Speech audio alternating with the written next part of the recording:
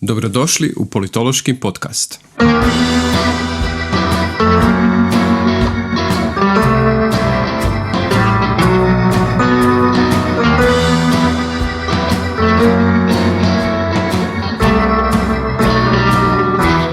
U Politološkom podcastu razgovaramo sa politolozima i znanstvenicima iz srodnih disciplina o njihovim istraživanjima, objavljenim radovima te temama kojima se bave u svom znanstvenom radu. Dobrodošli u Politološki podcast. Ja sam Višeslav Raos i danas je s nama Stipe Buzer sa Međunarodnog sveučilišta Libertas u Zagrebu. Profesore, danas smo se okupili oko jedne nove, jako zanimljive knjige koju je izdao Disput. Radi se o knjizi Finis Afrike. Nju ste izdali sa kolegama Petrom Popovićem sa Fakulteta političkih znanosti i također sa Damirom Mladićem, profesorom također sa Međunarodnog sveučilišta Libertas u Zagrebu. Naravno, pokušat ćemo otvoriti i niz drugih tema, inače za naše slušatelje koji možda nisu upoznati toliko sa radom profesora Buzera. Moram reći da se profesor Buzer nalazi na jednom procjepu između političke filozofije i međunarodnih odnosa, budući da njegovo temeljno obrazovanje zapravo izvire iz filozofije, a onda je kroz svoje daljnje obrazovanje, doktorat i poslije doktorska istraživanja je zapravo krenuo prema međunarodnim odnosima, tako da je on naš kolega politolog, ali unosi neka specifična druga znanja iz srodnih disciplina društvenih i humanističkih znanosti. Stipe, dobrodošao. Dragi profesor Raos, dragi Višeslave, hvala na pozivu. Vašim slušateljima, dobar dan. Za početak, zašto Finis Afrike?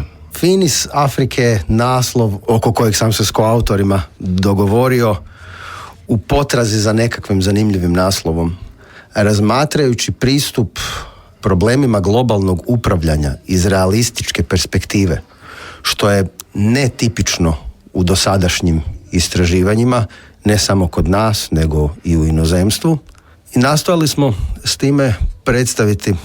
tim naslovom predstaviti nekoliko stvari. Kao prvo, izraz Finis Afrike koristili su stari Rimljani da označe granicu neistraženih dijelova Afrike.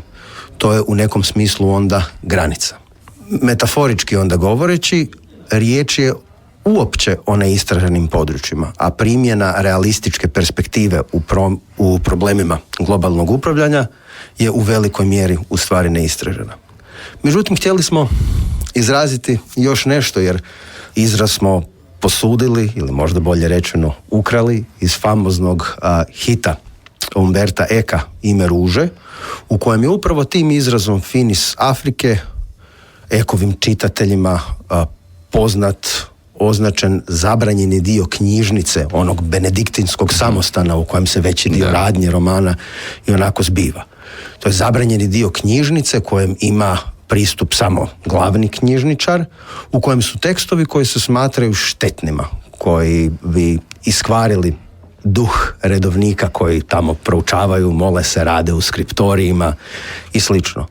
A najopasnije među njima, koji je osobito taj knjižničar htio skriti, je drugi dio Aristotelove poetike koji govori o komediji. Dakako, sasvim bi drugo pitanje bilo postoji li i je li postao takav drugi dio Aristotelove poetike, ali Eko koristi to kao zanimljivu caku u svojoj knjizi.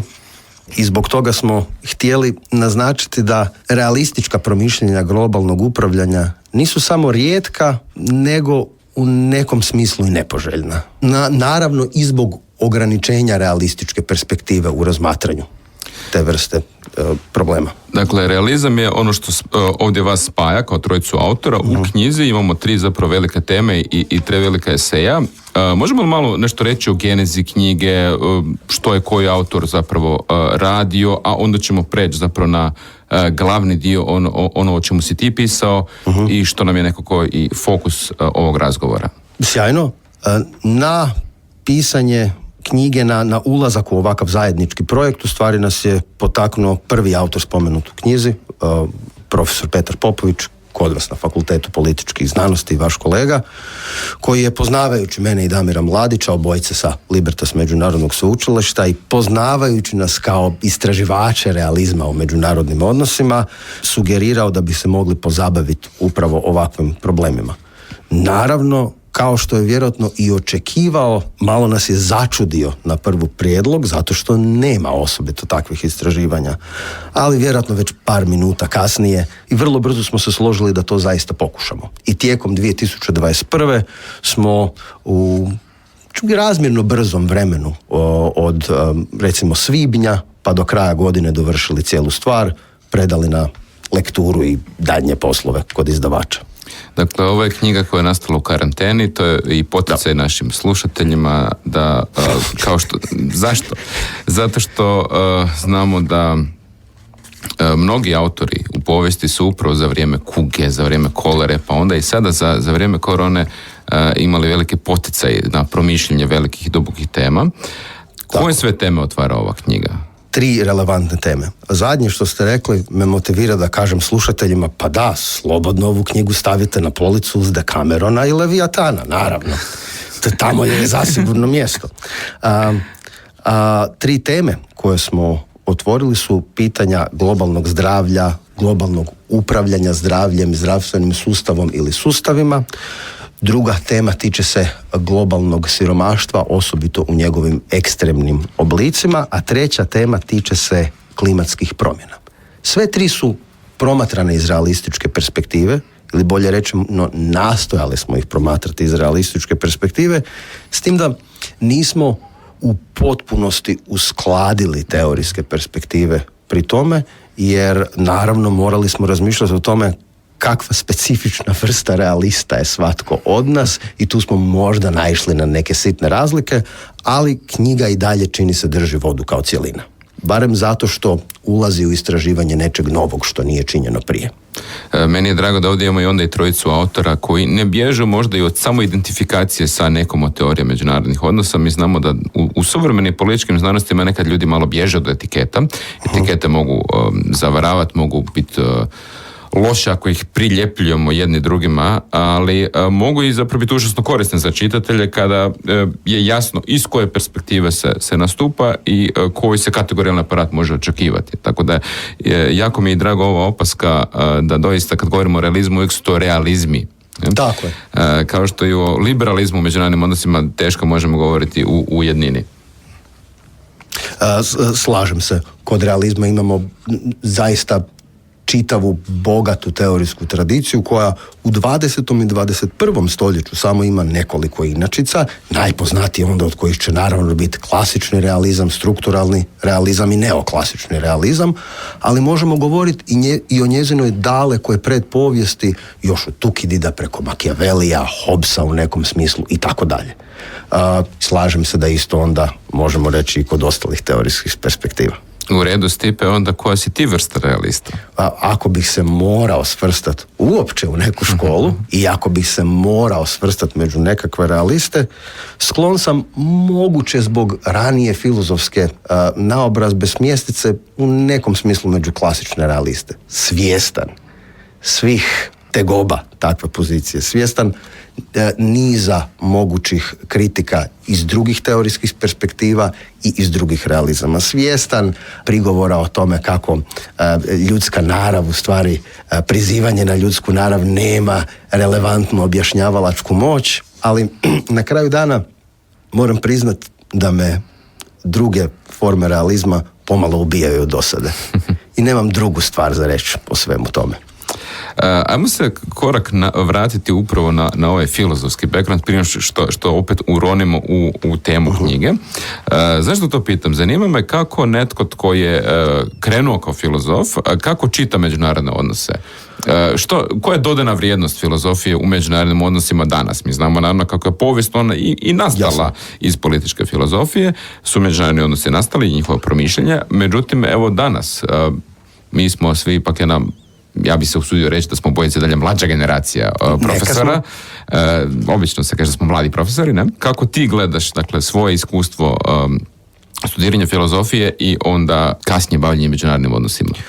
To je sjajno pitanje. Moglo bi se nastojati odgovoriti iz više perspektiva. Jedna je svakako o povijesnim odnosima filozofije, kasnije politologije, istraživanja u međunarodnim odnosima. Jedno je osobno pitanje o možda mojem intelektualnom razvoju, obrazovanju i slično. Studirao sam dakako filozofiju na sadašnjem fakultetu za filozofiju i religijske znanosti, tada Filozofski fakultet Družbe Isusove, na dvopredmetnom, tada još predbolonjskom studiju iz filozofije i religijske kulture, i kao filozof u stvaranju, ajmo reći, u tom vremenu nisam očekivao da ću se baviti pitanjima iz političke filozofije, etike, da ću se čak osjećati dijelom zajednice politologa na neki način u Hrvatskoj, da ću se baviti nizom tih problema, već sam mislio da bi se, ako bi se ičim bavio, da ću se baviti temeljnim pitanjima iz epistemologije, moguće metafizike i slično.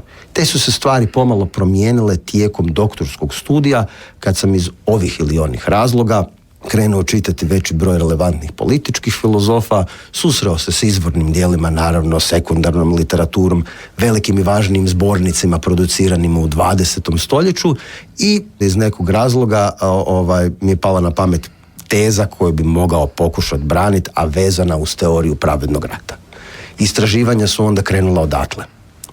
S druge strane, ako govorimo o povijesnim odnosima između filozofije, politologije, istraživanja o međunarodnim odnosima, svašta se ovdje može reći. Možemo se prisjetiti da je prva katedra ikad osnovana za međunarodne odnose, koliko ja znam, ona osnovana 1919. na sveučilištu u Walesu, u mjestu Aberystwyth.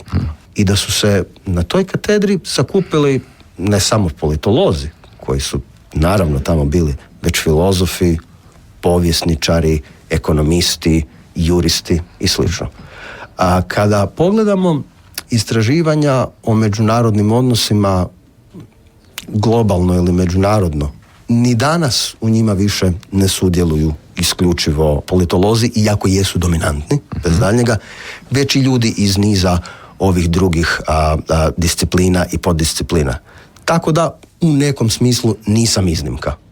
Budući da je teza bila direktno vezana uz pojam pravednog rata i budući da imamo 20 godina jednog vrlo kontroverznog rata, kako u politologiji, tako i u politici, a to je bio rat u Iraku 2003. godine, možda kratko da čitatelje podsjetimo koji su zapravo iz perspektive međunarodnih odnosa kontroverze tu bile i zašto se pojam pravednog rata djelomično veziva uz neke diskusije oko rata u Afganistanu i rata u Iraku. Hajde, zašto ne?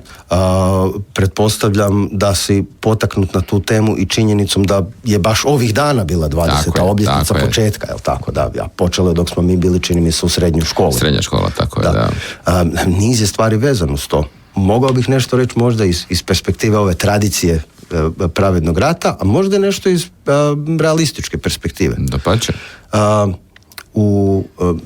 Ne mogu se sad točno sjetiti je li riječ o danima, tjednima ili mjesecima prije nego što će biti pokrenut rat u Iraku 2003. godine, ali niz prominentnih američkih realista, koji onda možda ne bi bili ova vrsta realista kakvom se ja prozivam ili kitim, već više neorealisti i suvremeni sigurnosni stručnjaci, a najpoznatiji među potpisnicima je, čini mi se, bio Mersheimer, koji je postao opet jako poznata ličnost s početkom rata u Ukrajini. Napisali su otvoreno pismo američkoj vladi u kojem kratko, sažeto na jednoj stranici navode razloge zbog kojih ne bi trebalo krenuti taj rat. I perspektiva iz koje govore je realistička. I naprosto u naslovu pisma stoji da rat u Iraku nije u interesu Sjedinjenih Američkih Država. Ne razmatraju je li moralno ispravan, ne razmatraju je li u skladu s međunarodnim pravnim normama ili ne. Dakle, ne uzimaju moralnu perspektivu, ne uzimaju liberalnu perspektivu, nego strogo realističku i tvrde da nije u interesu. Mnoge od tih tvrdnji, koje su i u obliku predviđanja, pokazale su se prilično točnima ne tek 20 godina nakon, već i u prvom desetljeću rata. Neka od tih predviđanja bila su da će micanje Sadama sa vlasti, iako je diktator, iako ga smatraju tiraninom, u stvari destabilizirati Bliski istok. To se, nažalost, jako potvrdilo. Niz autora je dakako i poslije to tvrdio, a gotovo je opće mjesto danas da se to teško je tvrditi da nije došlo do efekta. Da. Tak je, da je nešto drugčije. I niz takvih razloga navode o tome. Kada je riječ o perspektivi teorije pravednog rata, o ulasku i vođenju Iračkog rata, možemo govoriti na dvije klasične razine, jus ad bellum, pravo na rat, i jus in bello, pravo u ratu ili pravednost ratovanja ili provođenja nekog oružanog sukoba.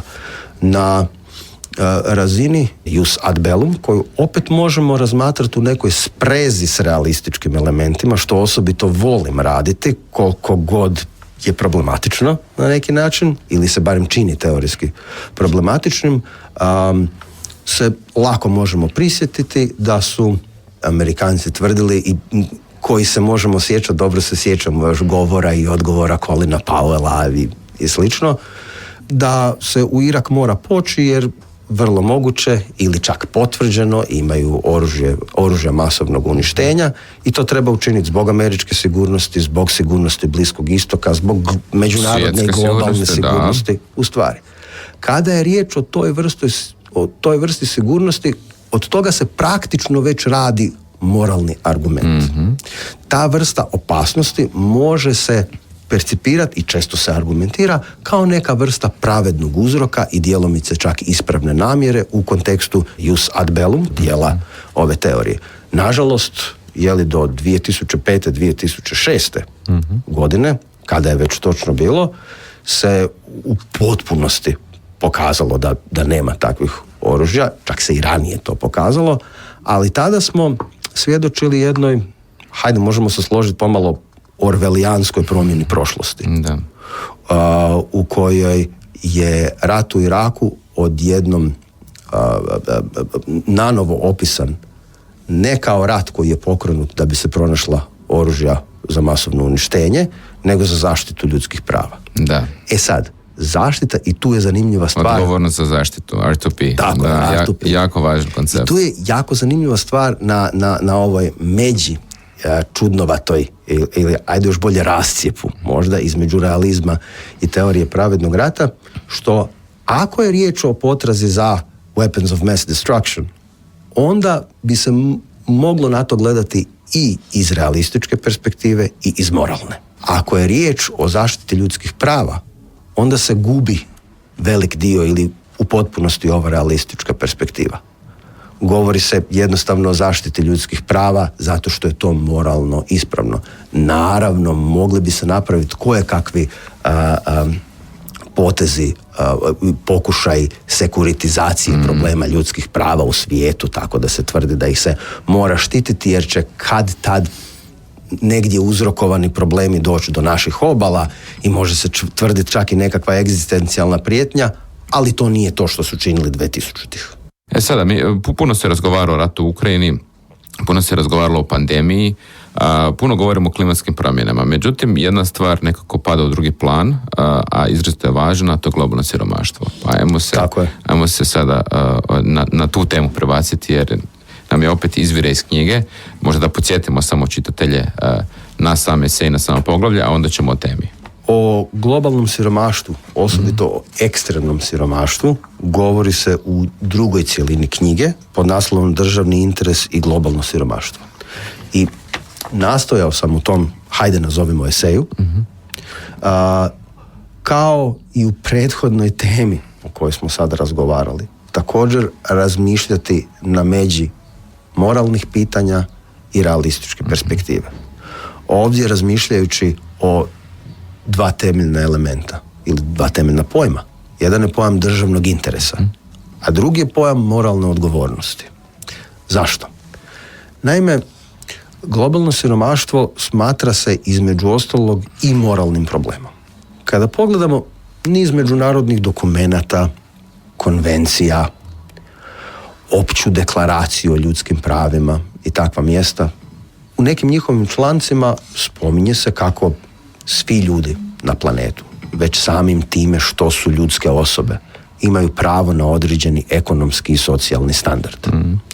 Dakako, ne samo oni koji žive u ekstremnom siromaštvu, a ekstremno je definirano kao manje od $1,9 dnevno, postoje onda naravno i blaži oblici siromaštva, ali su također jako teški. Ne smatra se samo nekom vrstom ekonomskog imperativa da ih se dokine, nego i moralnim imperativom da se tako učini. Sad, ako se pojavi takav moralni imperativ, ako postoje zaista, ako vjerujemo da postoje ljudska prava koja su ekonomskog i socijalnog karaktera, onda također moramo raspravljati o tome tko nosi korelativnu odgovornost za njihovo osiguranje, očuvanje, birajmo riječ. I razmišljajući o tome, nameće se kao odgovor i u dijelu ovih dokumenata, a i uopće, da to može biti jedino država. Uopće kada je riječ o ljudskim pravima, država je uvijek njihov najbolji zaštitnik. Kada to radi kako treba. Jasno. Kada to ne radi kako treba, onda praktično nitko drugi, niti jedna druga vrsta aktera ne može adekvatno pomoći pri tome. Dakle, riječ je o državama. Međutim, niz takvih dokumenata i recimo u dokumentima Agende 2030 i rezoluciji Ujedinjenih naroda koja je vezana uz tu agendu se spominje da svaka država primarno ima odgovornost za razvoj, za vlastiti ekonomski i društveni razvoj. Ne spominje se i ne razgovara se o tome kakva bi bila odgovornost drugih i bogatijih država za ekonomski razvitak siromašnih dijelova svijeta. A bez pomoći takvih država čini se da nema tog razvoja. Odgovor koji mi se čini ispravnim je da postoji određen tragični jaz, teorijski govoreći, između prava pojedinačnih ljudskih osoba s jedne strane i odgovornosti država za ostvarenje drugih država za ostvarenje tih prava. I da se taj jaz ne može teorijski govoreći nadići. Da bogatije države možda mogu to učiniti. Pa ako to mogu učiniti, donekle bi se moglo tvrditi da trebaju to učiniti, ali se nikako ne bi moglo tvrditi da moraju to učiniti. Ne mogu da precizno zamisliti kako bi izgledao nekakav međunarodni ili globalni režim redistribucije dobara. Naravno, možemo zamišljati rasprave na tom tragu. Ako može postojati nekakav globalni zdravstveni režim, ako može postojati globalni klimatski režim i te vrste dogovora, možda može postojati o redistribuciji dobara. Bila je ideja onog Tobinovog poreza, ako se ne varam, to je bio jedan kanadski ekonomist koji je htio zapravo oporezivati djelomično trgovinu kapitala na svjetskoj razini i time financirati neke projekte protiv globalne nejednakosti. Tako je. I to je bilo bliže određenim kozmopolitskim idejama. Tako je, da. Da kako. Ne? Što kratko, njega ne spominjem, ali kratko spominjem kozmopolitsku perspektivu kao jednu od mogućih iz kojih se može razmišljati u ovoj knjizi, ali se dalje onda držim realizma. Dakle, recimo da bogate države mogu pomoći, ne moraju, a kakva je ova kategorija trebanja? Šta je s postkolonijalnim argumentom kod ovog moralnog trebali bi? Jer to nam se često javlja, kao oni bi trebali vratiti dug, jer su, znači, argumentacija obično ide, koliko znam u literaturi, da dio autora, recimo iz Afrike, dio autora iz Afrike ili iz Latinske Amerike kaže, ili iz Indije, recimo iz Indije, kažu, dio sadašnjeg bogatstva i blagostanja izrazito razvijenih zemalja Zapadne Europe i Sjeverne Amerike leži u tome što su jeftino ili besplatno imali pristup resursima, rudačama, pa i radnoj snazi, ne? Dakle robovskoj ili vrlo slabo plaćenoj radnoj snazi iz tih zemalja, i sada oni, dakle, imaju neku moralnu povijesnu odgovornost značajno ulagati, bespovratno ulagati sredstva kako bi iznivelirali taj rast i razvoj. Ne? Iz realističke perspektive mi se čini da radije nego li govoriti o tome što su razvijeni i bogati dužni dati ili pružiti onima koji su još uvijek nerazvijeni, a koji su možda i nosili na svojim leđima dio razvoja onih razvijenih, da možda ne govorim iz realističke perspektive, je korisnije govoriti radije o tome što su oni voljni ili željni učiniti. I onda cijela priča o kolonijalnoj ostavštini i mogućim dugovima se možda bolje uklapa u neku priču o još uvijek postojećim sferama interesa. Dakle, ako neka velika sila koja je bogata želi tvrditi određenu geopolitičku sferu interesa, kako se kaže, onda bi se nešto malo od tog trebanja, od tog moralnog trebanja, moglo preuzeti u tom duhu. Dakle, ako to je onako paternalistički, kao oni imaju utjecaj tamo, ali su i odgovorni za te države. Oni, pomalo. Moglo bi se to tako čitati, da. U toj mjeri moglo bi se malo tako čitati, međutim nisam ciljao na paternalistički argument, nego ne tvrdim da ako neko želi držati svoj backyard, što se kaže u određenom dijelu svijeta, da treba imati neku odgovornost da je trava pokošena kako treba, da upotrebimo tu vrstu metafore. I dio kolonijalno, postkolonijalne priče bi se možda dao uklopiti u to. Ali i kod nje temeljno vidim isti ili sličan teorijski jaz koji se ne može premostiti samo tako ili se ne može nikako. Ono gdje vidim eventualno rješenje koje nije potpuno rješenje i potpuno je praktičnog karaktera radije nego li teorijskog, i zato što je isključivo praktičnog karaktera ne dvojim da će nažalost i uz takvo rješenje milijuni ljudi i dalje umirati od gladi, ali je barem nešto pa ih manje može umirati od gladi, a to je upravo ovo rješenje, da moćne države koje žele projicirati svoj utjecaj i svoju moć negdje, trebaju tamo također pomagati ekonomski razvoj. A oni koji žele biti primatelji ili primateljice takve pomoći za ekonomski razvoj, trebaju onda u stvari kalkulirati u stvari s kojim velikim silama žele biti udružene radi takvog nečeg i kome više vjeruju da bi im zaista mogao pomoći. Tako da paternalizam koji je ovdje spomenut barem nije totalan utoliko što bi i manje sile koje žele primiti neku vrstu pomoći imale izbora.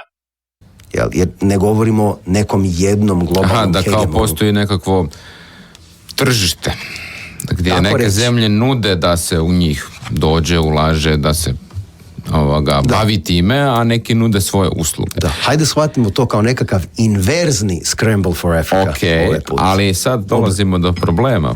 Problem je u praksi što dio zemalja, poput članica Europske unije, kaže, možda čak su i prihvatili djelomično tu priču o moralnoj odgovornosti, ali obično oni kada daju, opet zapravo glavnina pomoći ide od jedne do druge države.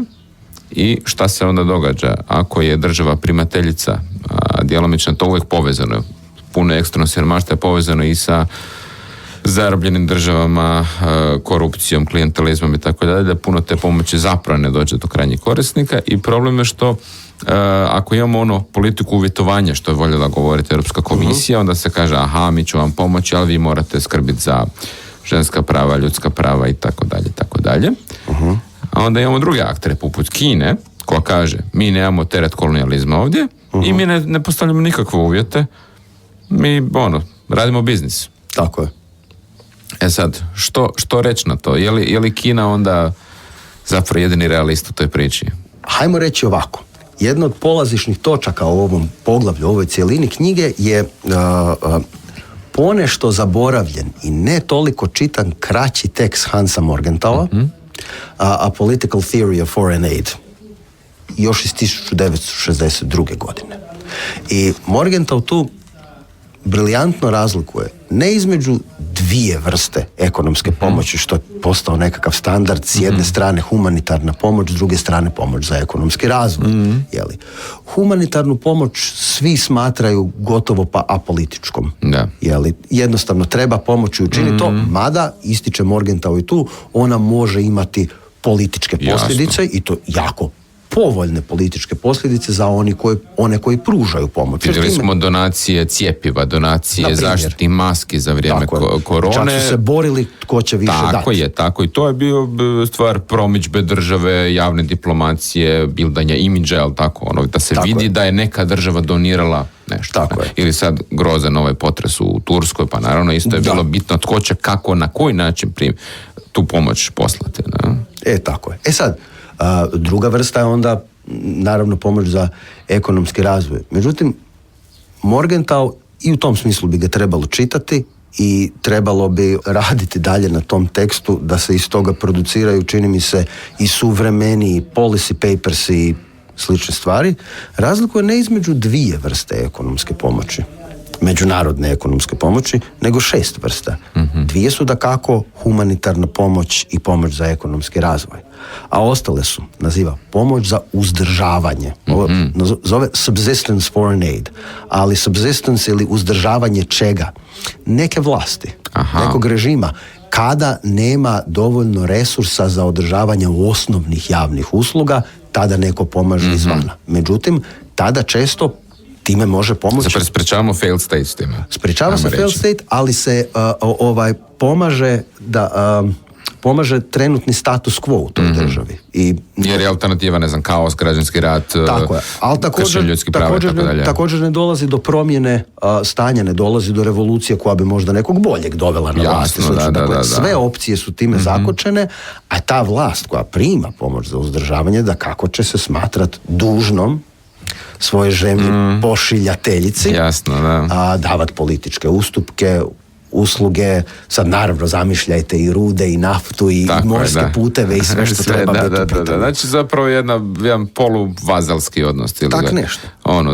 Jako često vezano uz takve, kaže Morgenthau, može biti pomoć za prestiž, prestige foreign aid. To velim, pomoć za prestiž je vrsta ekonomske pomoći koja je navodno za ekonomski razvitak, ali ne, u stvari je namijenjena, i on govori još u hladnoratovskom kontekstu naravno, ali da kako da je primjenjivo i u našem vremenu, koja je u stvari za pokazivanje nekakve vidljive industrializacije, ali koja u stvari ne pomaže gospodarstvo te zemlje osobito. Jedan zgodan primjer koji navodi za to je u kasnim 50-ima i ranim 60-ima, kad se već dogodilo, Afganistanci su tražili da neko izvana financira asfaltiranje Kabula.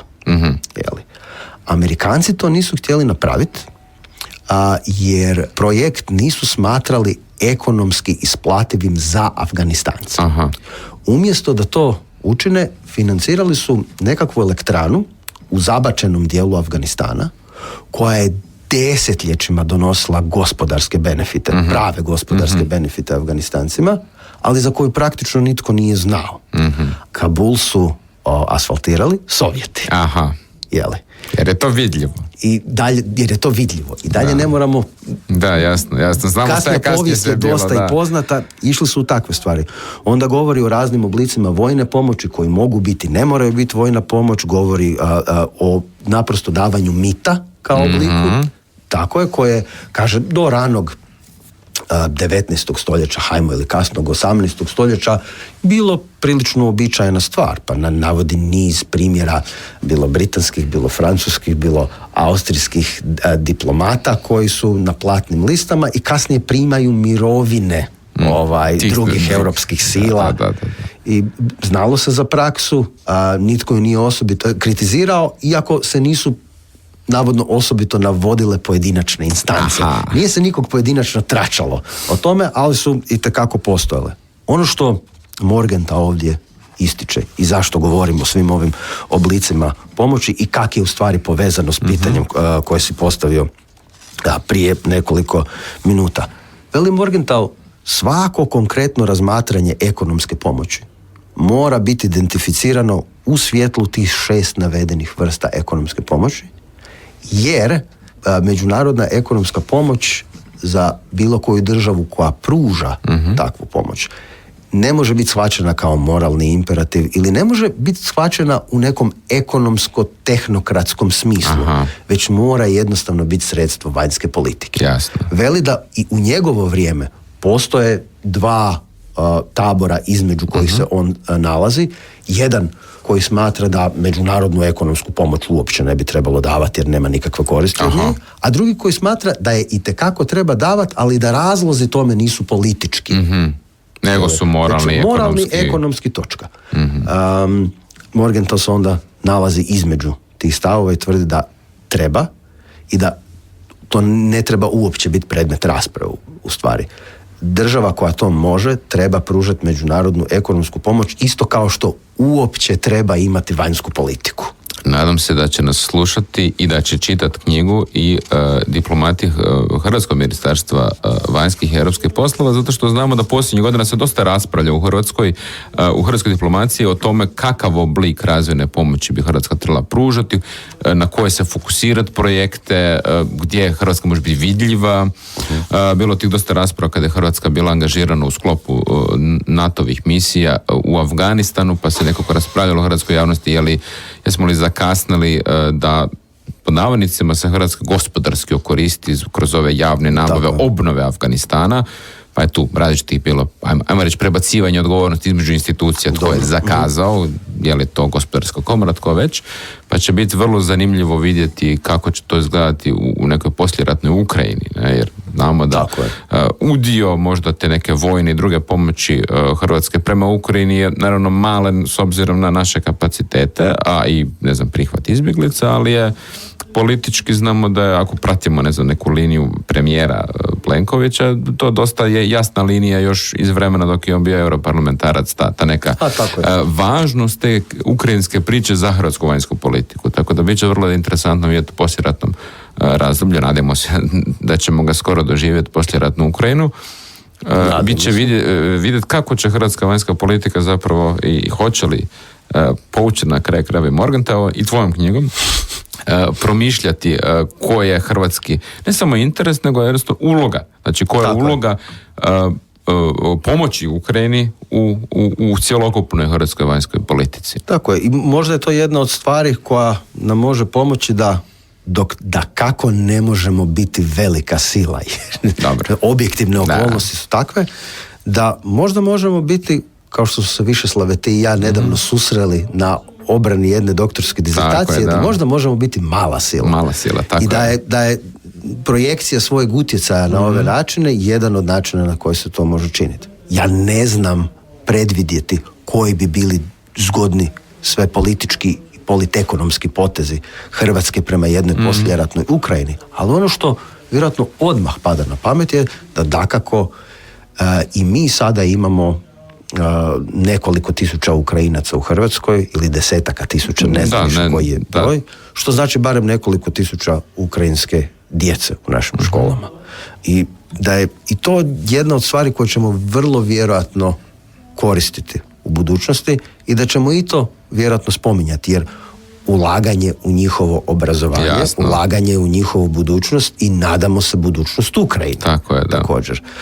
Da kako druge zemlje to rade daleko obimnije od nas, jer imaju puno više trenutno primljenih izbjeglica, ali i mi smo među njima. Ostalo nam još malo vremena, htio bi se mrvicu vratiti na još jednu argumentaciju koja se nekako sreće kod tih država koje pružaju pomoć zemljama sa ekstremnim siromaštvom. Malo pratim što se događa u Njemačkoj, interesira me kako iz perspektive tvog eseja i ove rasprave tumačite. Dakle, Njemačka je jedno vrijeme nije, kako bi rekao, javnost prihvaćala da je Njemačka imigrantska zemlja. Onda je to prihvatila i onda su zapravo dosta i široke ruke počeli prihvaćati jako puno imigranata, što legalnih, što onih koji su došli, ajmo reći, ovim malo nekonvencionalnim putevima. Ja znam da u toj raspravi ljudi se uvijek se kaže nije nijedan čovjek ilegalan, to je točno, ali način dolaska, prelaska granice može biti legalan i ilegalan, to ćemo se svi složiti u politologiji i međunarodnim odnosima, da način prelaska granice može biti zakonit, nezakonit. A onda osoba sama po sebi nije ilegalna, ne? Ali način dolaska, putovanja može biti propisan ili nepropisan. Sada, ono što je interesantno da se javlja jedna stvar da pomalo imamo i backlash u mnogim zemljama, pa i u Njemačkoj, protiv te politike vrlo otvorenih vrata.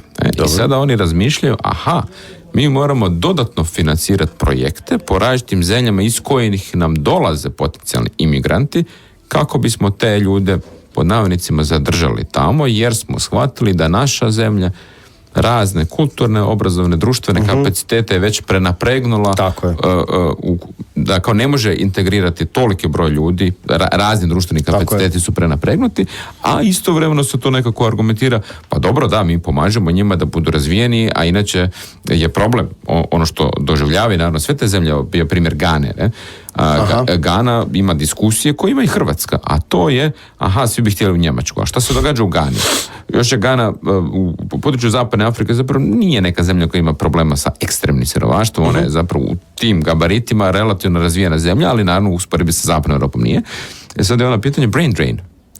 Jasno. U Hrvatskom imamo tu cijelo vrijeme diskusiju brain drain, jel tako, odlaze nam liječnici, medicinske sestre, odlaze nam inženjeri, razni ljudi nam odlaze prvenstveno u Njemačku, ali ne samo u Njemačku. Možemo onda reći da je argument njemačke strane, ili šire govoreći sa strane razvijenih europskih zemalja koje su također primale veći broj imigranata, da nije slučaj da mi ne želimo da dođete, nego želimo da ostanete. A to nisu iste tvrdnje, zar ne?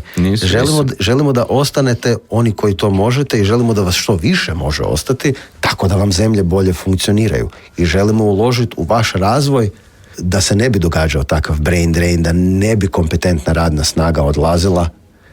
I između ostalog također treba potvrditi i ne stiditi se, tako reći, da te dvije stvari nisu isto, jer može se ponoviti, dapače, želimo da dođete, ali želimo da dođete lijepo, ne ovim metodama na koje ste praktično natjerani. Natjerani ste doći ilegalno, pješke dođu, da tako natjerani kažem, ste doći pješke, natjerani ste riskirati život, jer nije isto Hrvatu sjesti u automobil, autobus, vlak i sa putovnicom otići u Njemačku i nekom istina. Je tužno, kažu na tom autobusnom kolodvoru, ono majke svoje sinove grle, oni idu raditi u Njemačku, ali da, sjednu na bus i odvezu se ko ljudi s koferom. Ne? To je to, da. Zato što je Hrvatska kako razvijenija zemlja. Da. Tu je neka razlika. Tako da ostanimo možda pri tome da reći da želimo da ostanete gdje jeste nije isto kao reći ne želimo da nam dođete. Da, iako paradoksalno čini mi se da neke druge zemlje koje jesu imigrantske po definiciji kao Kanada i Australija imaju onu, kako preko ciljenu restriktivnu imigrantsku politiku kao onaj takozvani bodovni sustav gdje se ljudi prijavljuju kao za nekakav korporativni posao, ono kao na onim LinkedIn i sličnim društvenim mrežama gdje sebe reklamiraju kroz svoj životopis i onda ih se boduje i onda im se odobrava imigracija, ali meni se čini da je upravo to najviše potiče brain drain, jer onda dolazi mali broj ljudi, ali uzmu ove da zbilja ljude sa rijetkim vještinama i ljude koji su potrebni svakoj zemlji. Evo, lagano nam curi vrijeme, mi bismo mogli još satima časkati i ovo i mnogim drugim temama, pa Stipe, još jednom čestitam i tebi, naravno kolegama Popoviću i Mladiću na knjizi, pozivam sve naravno da si nabave knjigu, da ju čitaju, ima i drugih interesantnih recentnih izdanja Disputa, tako da pogledajte na njihovim stranicama. I Stipe, imaš li kakvu riječ za kraj? Naravno, penitenzijađite. Hvala ti. Slušali ste politološki podcast u produkciji Hrvatskog politološkog društva. Voditelj Višeslav Raos, urednik glazba Enes Kulenović. Pomoć u realizaciji Višeslav Raos, Krešimir Petković i Leon Cvrtila.